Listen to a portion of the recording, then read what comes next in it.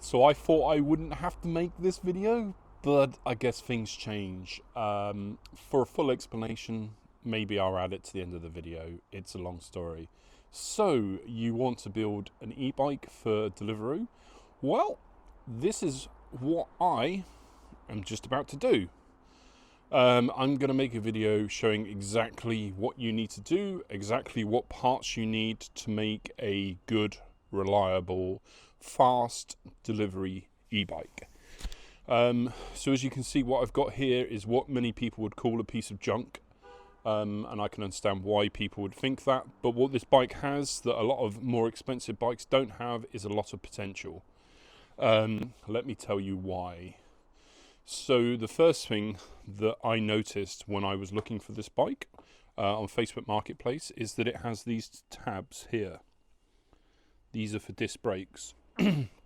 Buying a bike without disc brakes is typically a lot cheaper than one with, and it has them on the back too.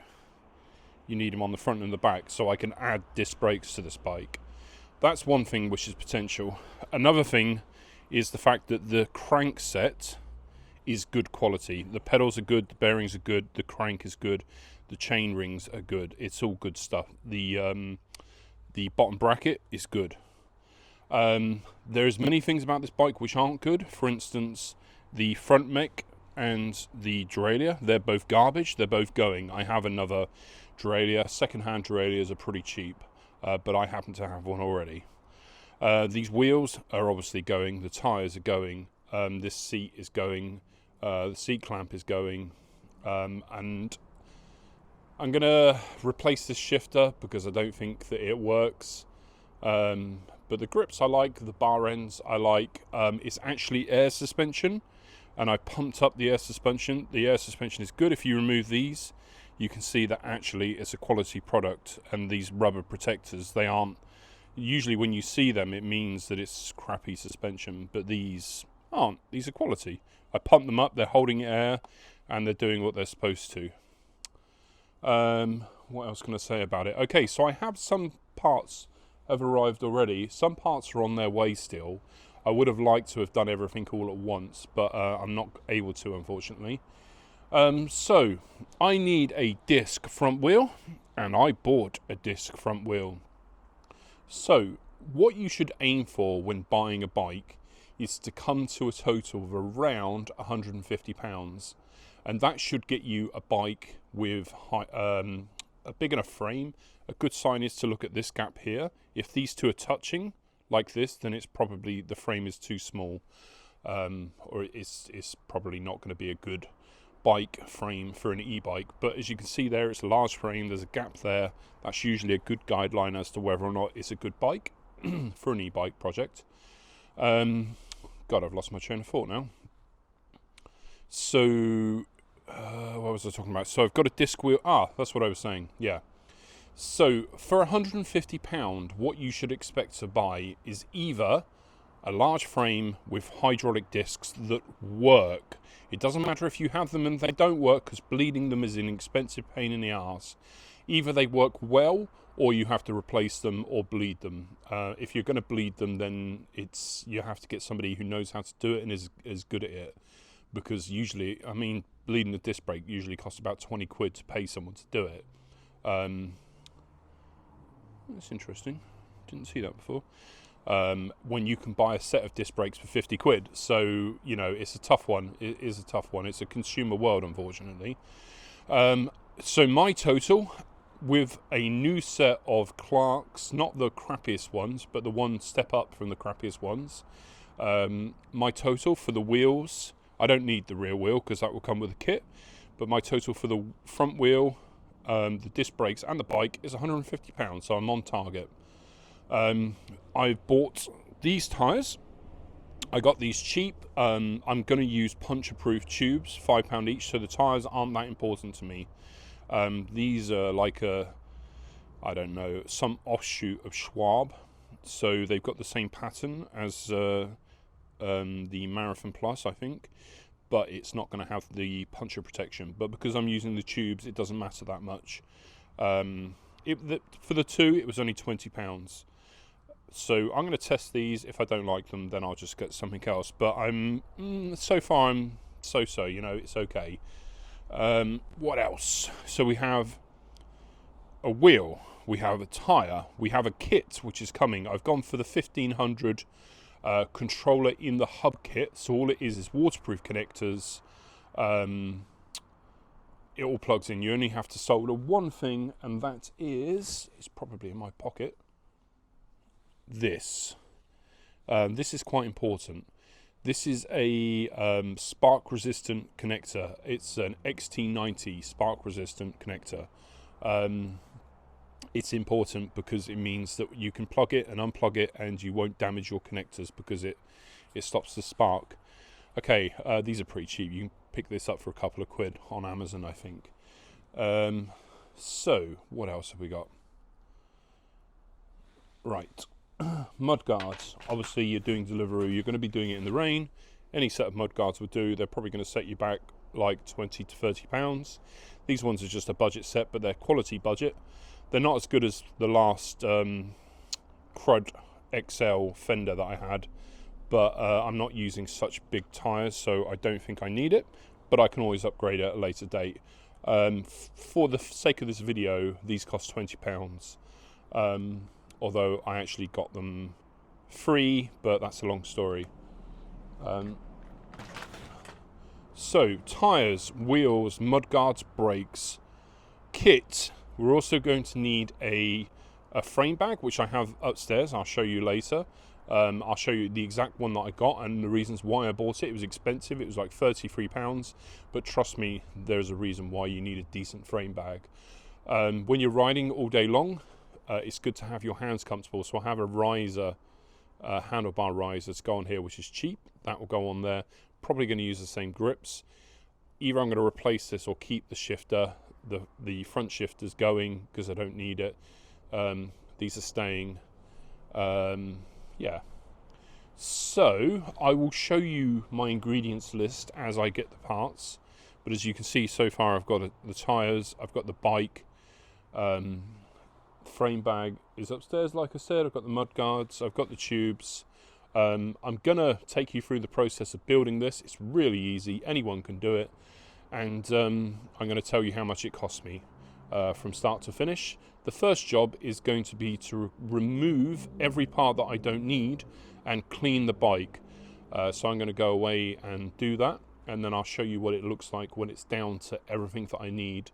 The one thing that I do need, which you won't, for some reason this seat clamp is the wrong size, so I'm going to have to order another one of those, but you probably won't have that problem, to be honest. One of the reasons this bike I got cheap is because it didn't have a seat or a seat post, so this is just a crappy seat that I had in the shed. I'm going to probably get a new one if I'm going to be sitting on it all day. I want something comfortable. I haven't decided that yet, but if I do, I will put a link with everything else. Yeah, so it's the doors. I don't know a great deal about doors. I think there is some heritage there or something like that. I probably would have preferred something like a Specialized or a Cannondale, but I think doors is probably better than Carrera. And I think the owner that I bought this from, he was a nice guy, definitely not stolen, which is what you get quite often with Facebook Marketplace. And I think he upgraded the, well, I don't know for a fact, but I think he may have upgraded these himself. But it's a nice bike. It's got air suspension, which is really great. It's got a bit of a skinny vibe to it, which is actually fine. It's not a big deal. The only thing that I really don't like is the stem, but because the kit's got a screen, it will cover up the stem and I won't have to see it. Yeah, I mean, I'm genuinely very happy with this bike. When I went and saw it, I was like, yep, that's mine instantly. Like, I didn't even try and knock him down on the price. I was like, yep, that's mine, I want it. So, happy days. You will come along for the ride. I'm going to get busy disassembling and cleaning. Right, so some of the tips that I'm going to give you may sound kind of stupid and obvious, but it might be obvious to you, but it's not going to be obvious to everyone. Taking grips off can be a real pain.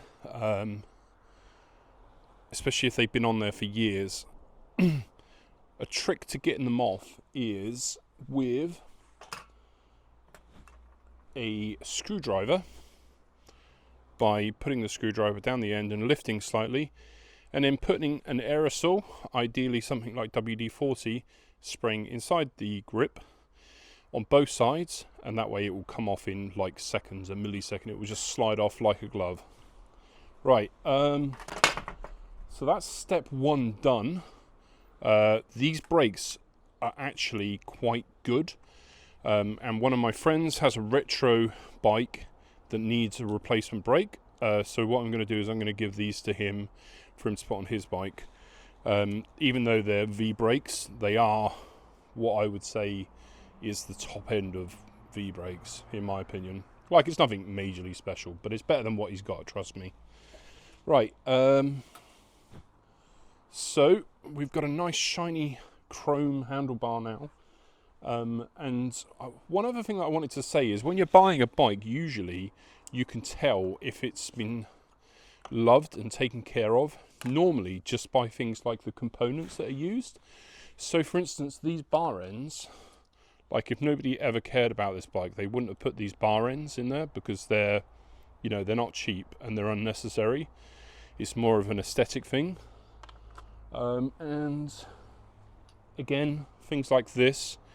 This is quite a quality product, so even though it's retro now, once this bike was loved, and it will be loved again. Well, it's being loved now. I really liked it as soon as I saw it.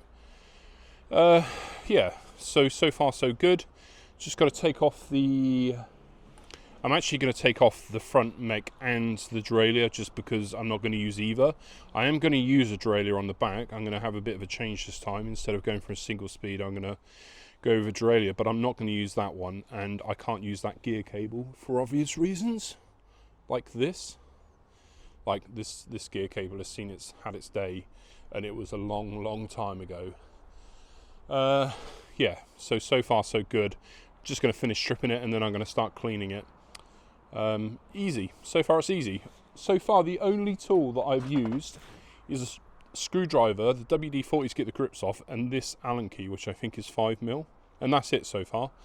To take off the brakes off of here, front and back, and everything off the handlebar. Now these, I'm going to remove them because I think aesthetically it looks better without them. You don't have to. You can leave those on there if you have them on your bike. And the other thing is, if you do remove them, it makes a really cool hole that you can put an LED in, like I did on my previous bikes. So, yeah, I'm probably going to do that next before I start cleaning it.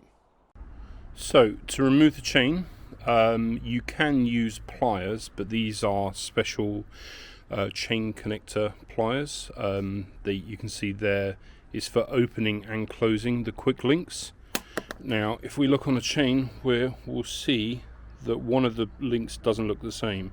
These pliers go inside and basically pop this open. It takes milliseconds. You don't really need it. You can use pliers to do it, but this is a specially designed tool to do it.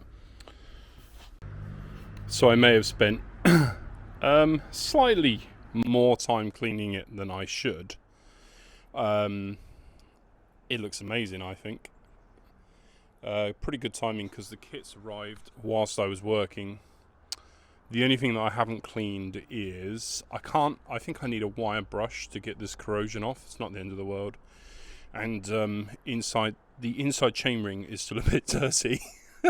Everything else is pretty much spotless. Yeah, I must say I've kind of fallen for this bike a little bit. It's going to be hard to sell it when the day comes.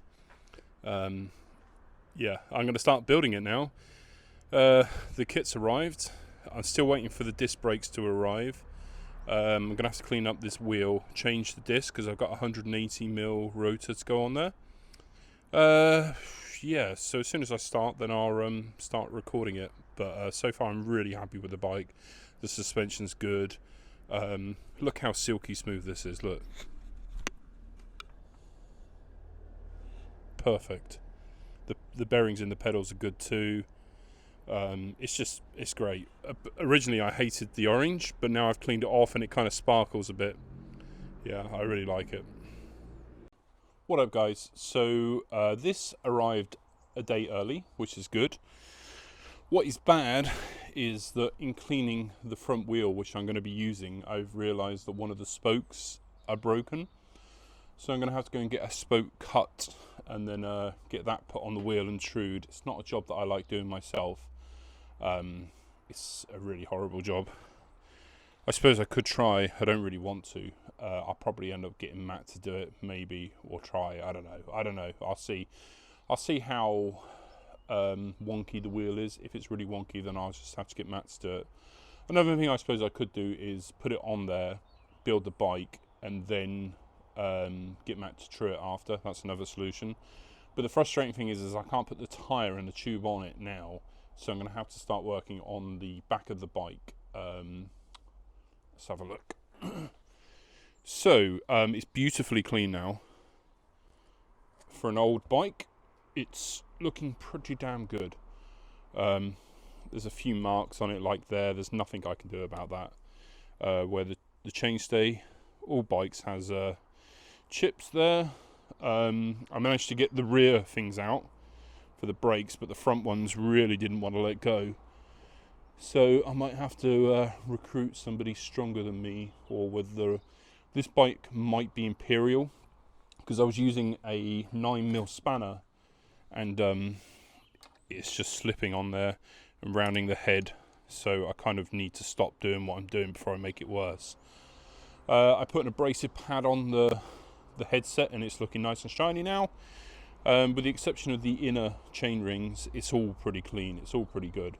Ideally I'd like to have the front wheel on there, but whatever, I'm going to have to start working on what's in here, which is the motor and the computer. So I'm going to take all of that out, probably start putting on the bike. The problem with putting on the bike is because I don't have a seat at the moment, when I turn the bike upside down, it's a bit precarious. So maybe I can do it in the stand.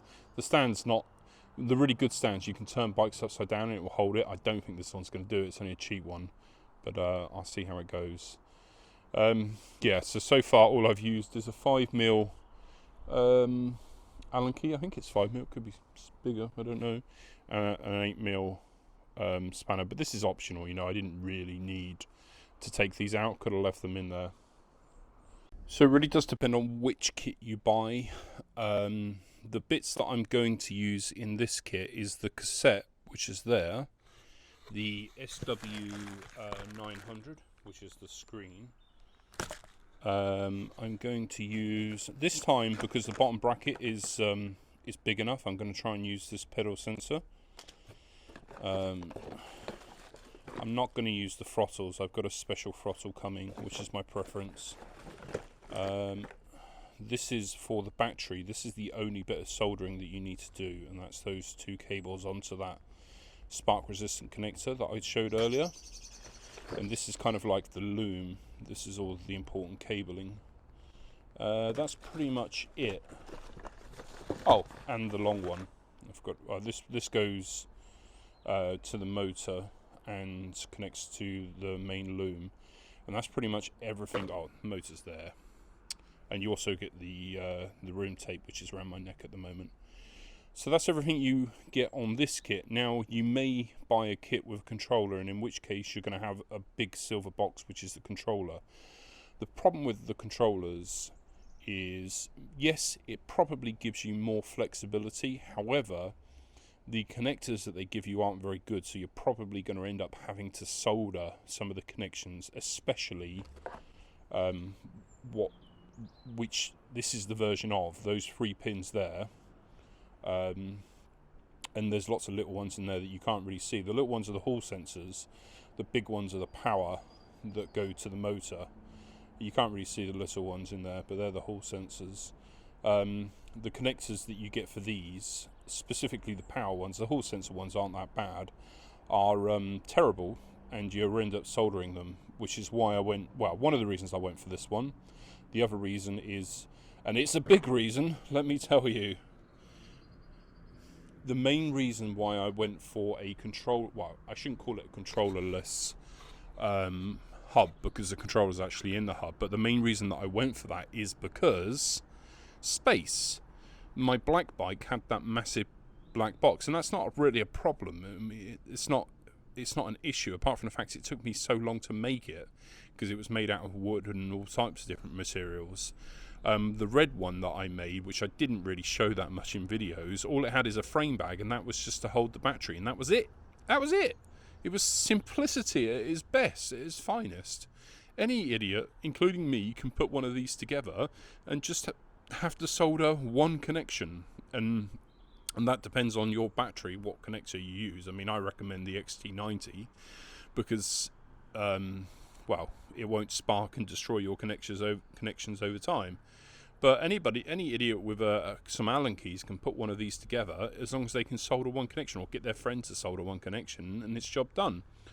With the controller, you have to find something to put the controller in, and then you need something to put somewhere to put the battery. With this, it's just so simple, so easy. I think Zack says that the longevity of the controller in the hub isn't as good as the controller in a box.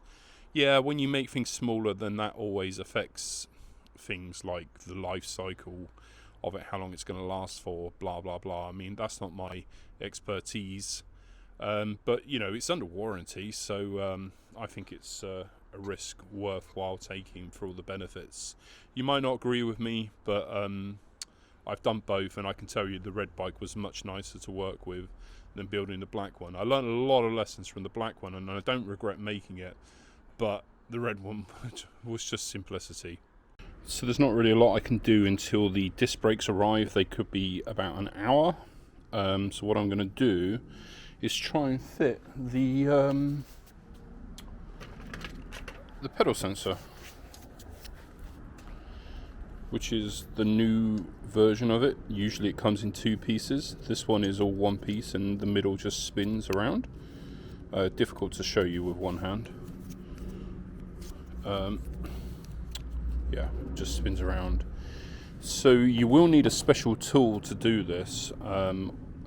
So first of all, there's an 8mm, probably, yours could be different, an 8mm Allen key to get this end bolt off. And then you're going to need one of these, which they're pretty cheap, but yeah, if you don't have it, then it's kind of like a hassle. Basically what happens is, as you can see, this screws in, and then you screw in the other piece, and that pushes this bolt out, which pushes the crank off of the squared tapered bottom bracket, which is in there, which I think is, it looks, I mean, it might not be, but I'm pretty sure it's a square tapered bottom bracket. Anyway, I can't do this with the camera on, so well, I can show you this part. Basically, this just screws on. Now, this needs to be screwed in as far as it will go, because if it's not screwed in really far, then what you can do is you can pull the threads off of this, and if you do that, then the tool's broken. So you need to get this in as far as possible. So, as you can see, I have the pedal sensor on there, but I've tried to put the crank back on, and it's just not working. The bottom bracket isn't long enough. What I could do is buy a bottom bracket which was longer, and then take the bottom bracket out, which I've got the tools to do, but I don't want to. And I did some looking into it, and I consulted Zack, and on a 1500 the pedal sensor is a little bit wild because it's a lot of power all at once, so I'm just going to take it off and ditch the idea like on the red one. That's pretty much the same conclusion, and I don't know why I didn't realise it before I started putting this on. Anyway, doesn't matter. Right, it's day 2 of the build. It's a beautiful day, as you can see. This is a sign from the gods of bikes. I did a little bit more work after it got too dark to film. These will probably have to come off, but I just test fitted the mudguards. They're just some basic mudguards, there's nothing special there. I put the handlebars back together, although this may change. I'm not completely happy with it. Unfortunately, the hose for the rear brake is way too long, and that's really annoying me.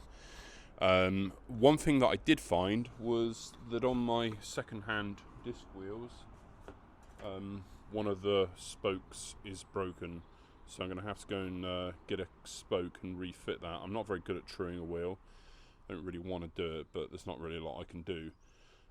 Later this afternoon or this evening, I've got to pick up the battery, which I'm getting from Zack. I cleaned the corrosion, or at least most of the corrosion off here, so it's looking really good now.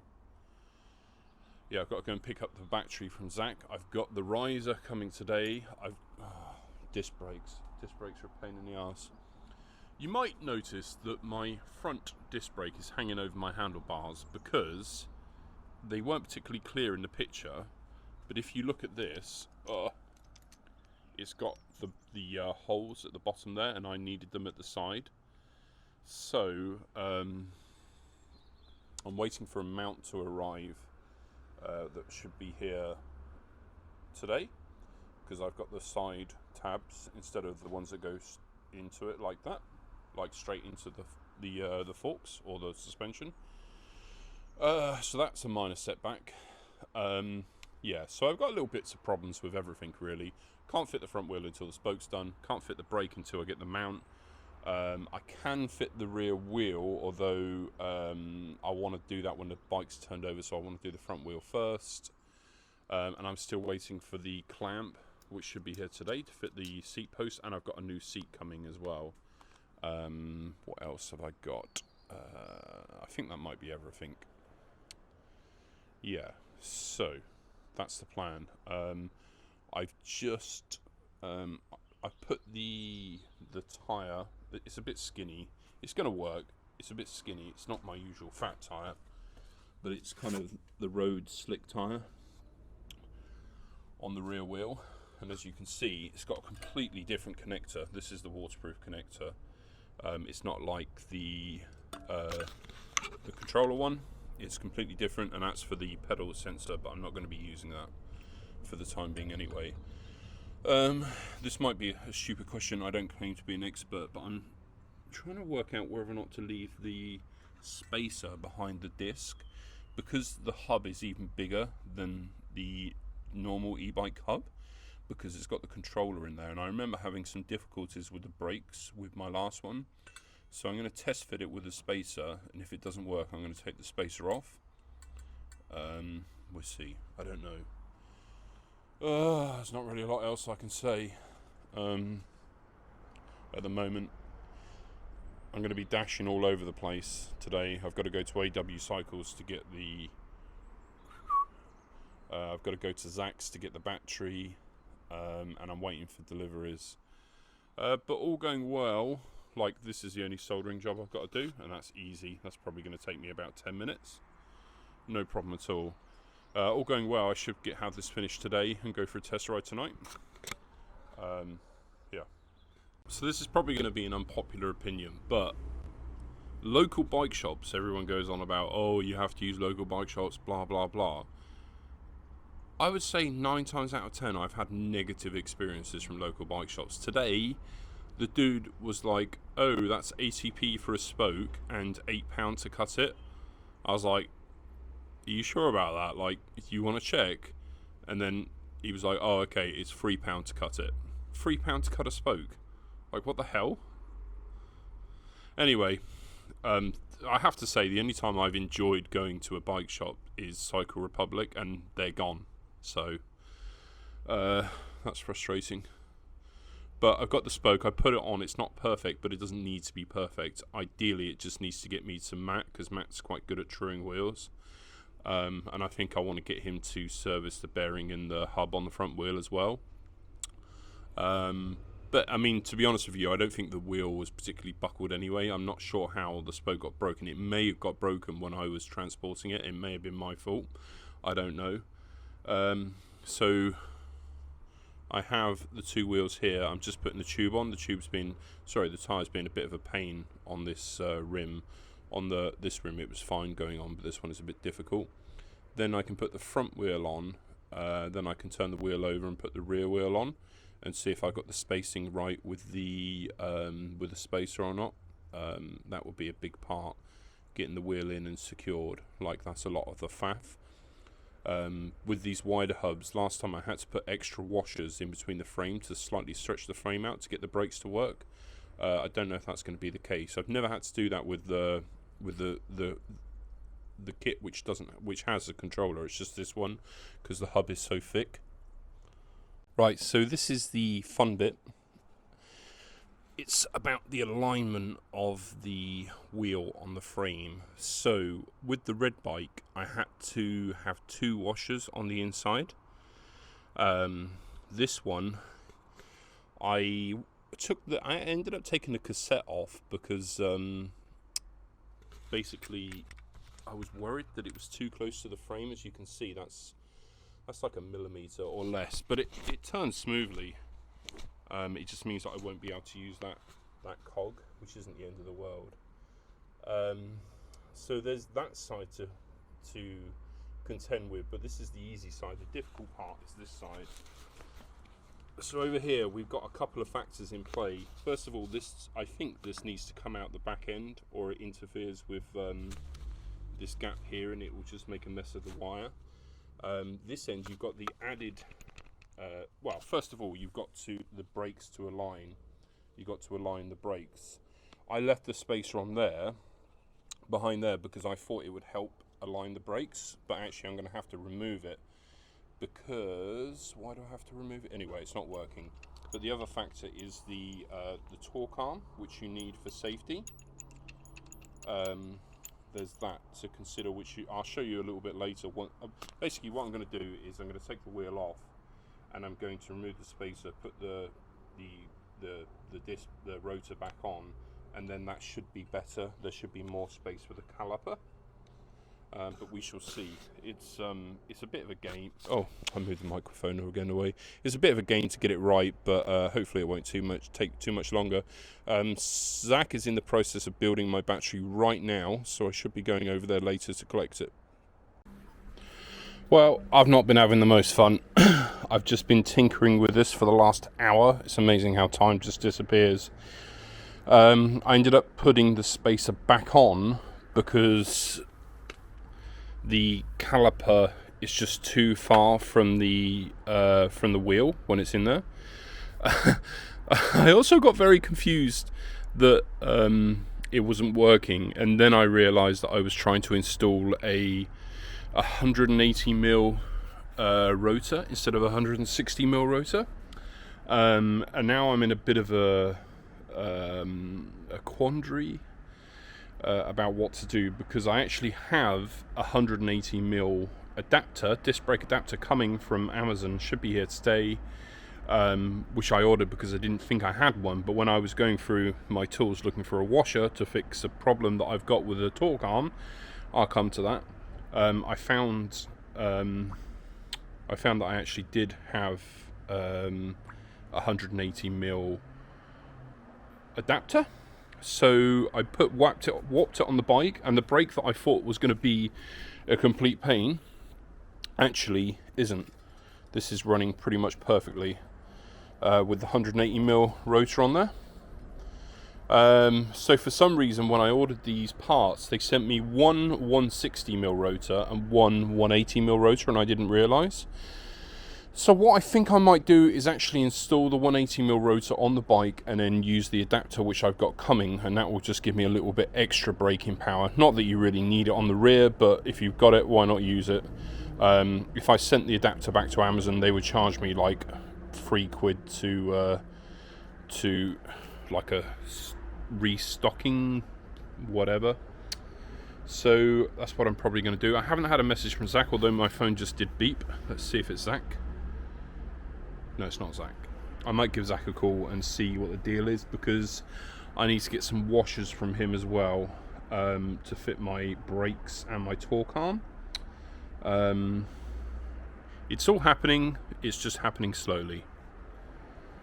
Right, I got a little bit frustrated with the rear wheel, so I just put the camera down and got on with the work.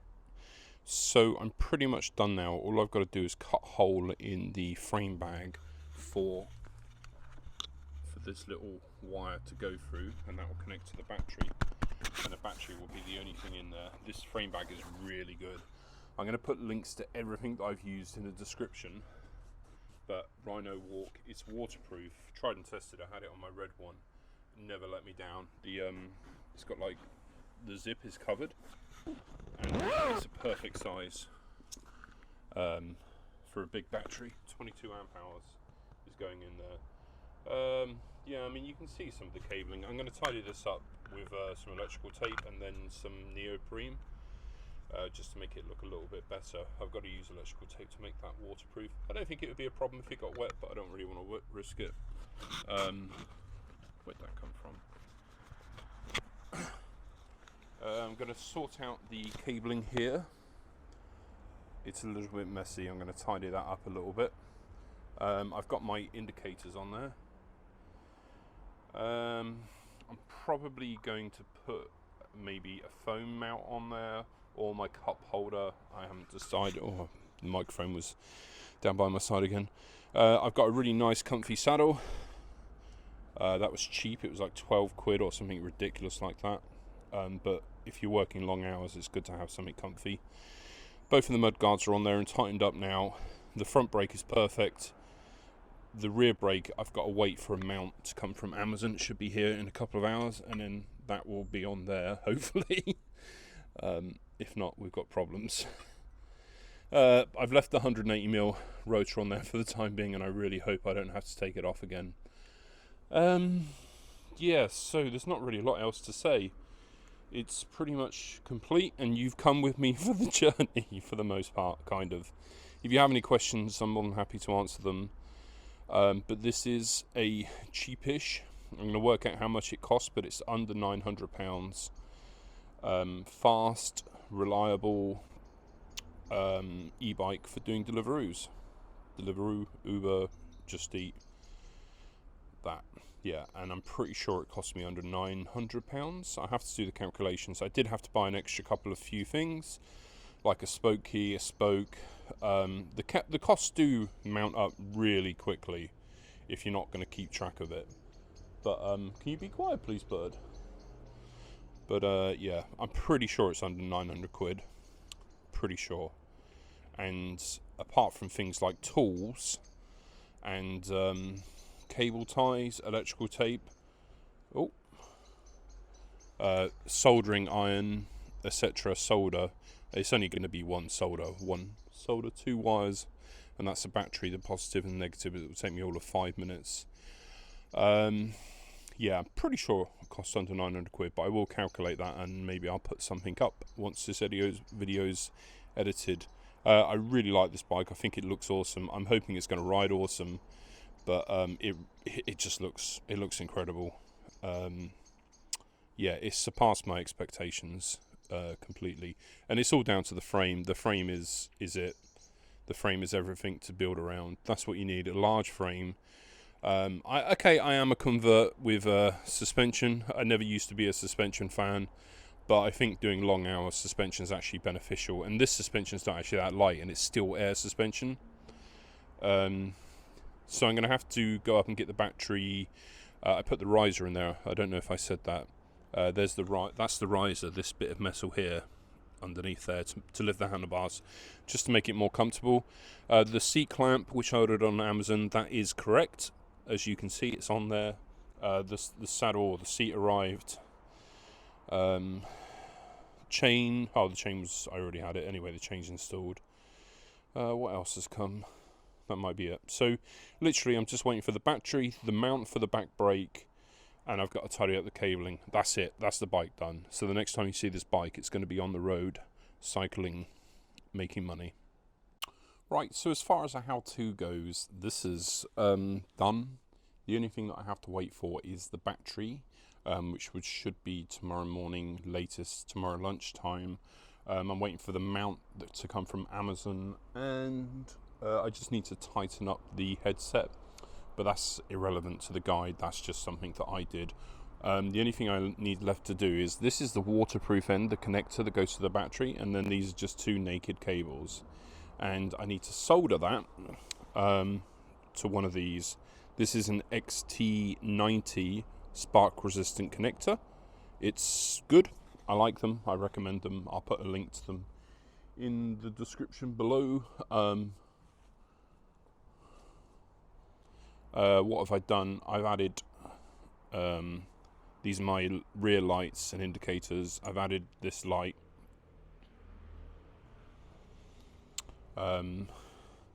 It's a long story. It's on a GoPro connector. It's a long story. Basically, I'm not going to go into it. And over here I've got a quad locks. Yeah, and that is pretty much it. That's everything. I'm sure you guys don't need to know how to solder, because if you can't solder, you probably won't try this. Look at that pretty moon. It's so pretty. So this is a wrap. I don't really need to make any more content about how to make it, because I've made it. I will make a video of the bike up and running when I've got it going tomorrow. Maybe I'll wear my GoPro. I've not decided. But that's pretty much everything. If you have any questions, then ask below. I'll put links to everything that I've used in the description. It's not so difficult. Any idiot can do it. A little bit of common sense. If you follow this video, I cover pretty much everything. The only tough thing is the alignment with the wheel. And basically all it is do you put 2 washers on the inside or 1 washer on the inside? It's probably 2, but it could be 1. That's pretty much the most difficult thing. If you're going to build your own battery, then you're far more advanced than I am. So I don't know why you're watching this video. Batteries I'm not really interested in doing. Yeah, I'm cold. I'm going to go inside and maybe edit this video. That's everything. I hope you enjoyed it. Would you like to see me install some hardwired lights, as in that go onto the battery, like I did on the red one? I don't really want to. I want to keep this one simple, but if there's enough desire to see that, then I will do it. It's not that difficult, and it only costs about 25, 35, about 40 quid to install front and rear lights. Like I said, I don't really want to, but if everybody wants to see it, then I might. Yeah, I hope you enjoyed the video.